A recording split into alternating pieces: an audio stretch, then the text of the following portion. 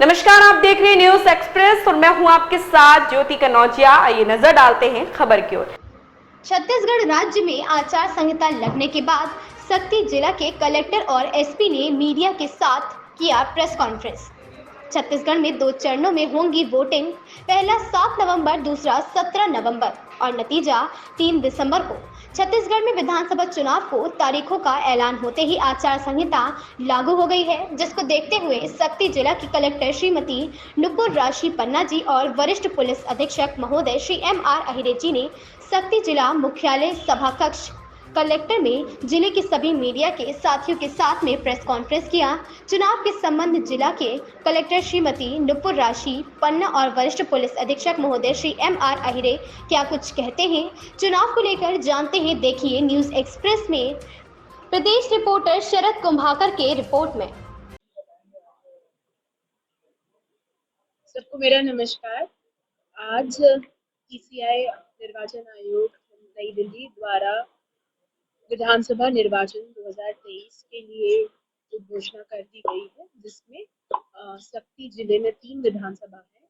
इनका निर्वाचन का दिनांक, जो वोटिंग का दिनांक होगा वो है 17 नवंबर एवं काउंटिंग का दिनांक होगा 3 दिसंबर और इलेक्शन की समाप्ति 5 दिसंबर को होगी।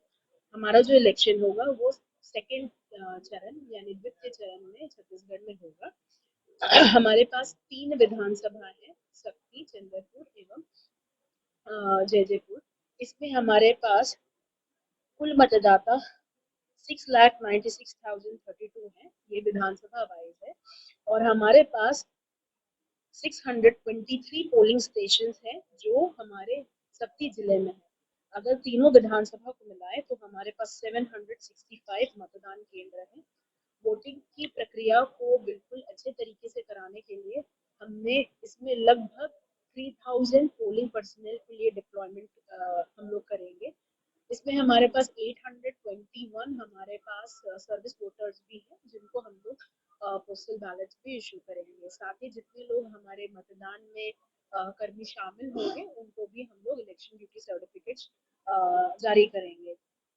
आज दिनांक PCI के घोषणा के उपरांत आदर्श आचार संहिता MCC लागू हो जाती है, जिसमें आज के दिनांक से संपत्ति विरूपण की कार्यवाही स्टार्ट हो गई है और विभिन्न एरियाज में जहां पर पॉलिटिकल पार्टीज के द्वारा अपने प्रचार प्रसार के लिए किसी भी प्रकार के शासकीय कार्यालय में या कुछ प्रचार का सामग्री रखा है या किसी निजी जगह पर रखा है, तो नियमों के अनुसार ही उनके विरूपण की कार्यवाही की जाएगी।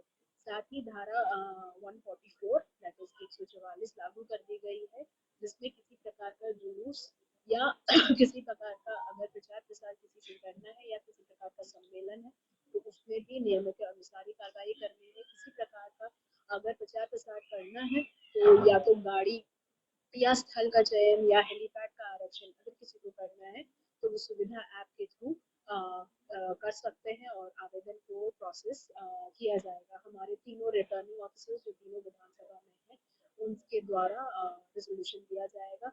साथ ही किसी प्रकार का अगर निर्वाचन संबंधी कंप्लेंट्स किसी को है तो 1950 नंबर पर वो लोग डायल कर सकते हैं और साथ ही सी विजिल के ऊपर वो लॉग इन करके उसमें भी अपने कंप्लेंट्स को जाहिर कर सकते हैं। साथ ही यहाँ पर हमने प्रेस कॉन्फ्रेंस भी ले ली है और हमने ये भी बताया है कि फेक न्यूज और पेड न्यूज के लिए अगर किसी प्रकार किसी को भी पता चलता है तो वो हमारे संज्ञान में लाए ताकि उसका परीक्षण हम लोग कर पाए।